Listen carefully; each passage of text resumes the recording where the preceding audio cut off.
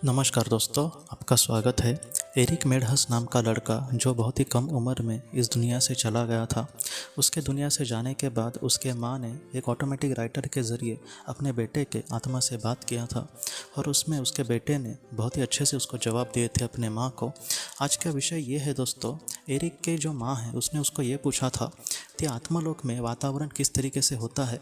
मतलब उसको ये पूछना था कि जैसे यहाँ पर पृथ्वी पर सर्दी गर्मी इस तरीके से हमारे सामने अलग अलग ऋतुएँ आती है, वैसे ही आत्मालोक में होता है क्या।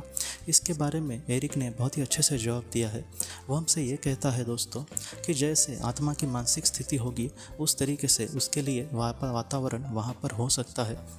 उसने ये कहा है कि जैसे पृथ्वी पर हम जीवन बिताते हैं उस तरीके से उस जीवन की उस आत्मा को, उसके भौतिक मन को उस तरीके से आदत हो चुकी होती है। इसलिए ऐसा जो इंसान है वहाँ पर जाने के बाद भी बहुत बार वैसे ही वातावरण में रहने की कोशिश करता है, लेकिन उसकी जो आत्मा की इच्छा होगी, जैसे उसको बहुत ही एक शांत भरी एक बर्फीली एक जगह पर एक शांति से समझो बैठना है, तो उस तरीके से उसके मन में ऐसे जब विचार आएंगे तो कहीं ना कहीं ऐसे जो वातावरण है वो अपने आप वहाँ पर बन जाएगा और वो इंसान जो है बहुत ही शांति से ऐसे वातावरण में उसको जब तक चाहे उस तरीके से वो वहाँ पर रह सकता है। जैसे हमारी मानसिक स्थिति वहाँ पर होगी उस तरीके से वहाँ पर ऋतुएँ बदल सकती है। उसने ये भी कहा है कि जैसे दिन रात जैसी भी बातें होती है वैसे भी जैसे आत्मा जैसे चाहे उस तरीके से ये सारी चीज़ें होती है, लेकिन ये जो सारी बातें हैं वो मध्यम स्तर के और उच्च स्तर की आत्माओं के लिए ही है। जो निचले स्तर की आत्माएं होंगी उन्होंने पृथ्वी पर बहुत ही ज़्यादा बुरे बुरे कर्म किए होते हैं, इसलिए उनका जो लोक है वहाँ पर ज़्यादातर उजाला नहीं होता। वैसे जो आत्माएं हैं इनको बहुत ही अंधेरे में ही अपने जीवन को काटना होता है।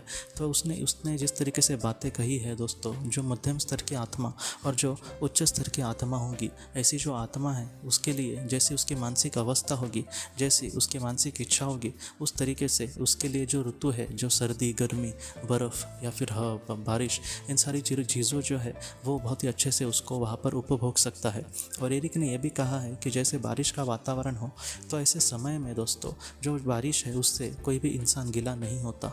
उसका जो मानसिक अवस्था होगी इन सारी चीज़ों में उसको जो भी अनुभव चाहिए बारिश का वो बहुत ही अच्छे से उसको मिलता है।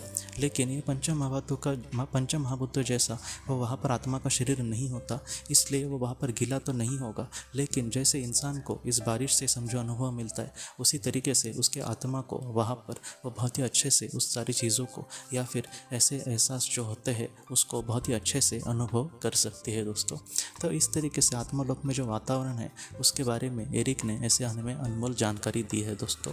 तो इसके अगले भाग में एरिक के माँ ने उसको जो भी महत्वपूर्ण सवाल पूछे और उसने किस तरीके से उसका जवाब दिया उसको हम ज़रूर देखेंगे दोस्तों। तो दोस्तों हम अपने अगले वीडियो में मिलते हैं। आप अपने परिवार का ख्याल रखना। आपका बहुत बहुत धन्यवाद। जिंदगी की रोशनी ये एक कंसल्टेंसी है जो ऐसे लोगों को मदद करने की कोशिश करती है जिन्होंने किसी अपने को खोया है या फिर जो लोग अपने जीवन में बहुत ही ज़्यादा दुखी है। जो लोग इस संस्था के साथ जुड़ते हैं उन्हें पास्ट लाइफ रिग्रेशन की ऑडियोज़ भेजी जाएगी, जिससे घर बैठे वह पास्ट लाइफ रिग्रेशन का अभ्यास कर सकते हैं। और उन्हें 5 मेडिटेशन ध्यान की भी ऑडियोज़ भेजी जाएगी और इसके साथ साथ उन्हें PDF किताबें भेजी जाएंगी जो हिंदी और अंग्रेज़ी में है, जो मोबाइल पर या फिर लैपटॉप पर आप उसे पढ़ सकते हैं। और 10 ऑडियो बुक्स भी आपको भेजी जाएंगी।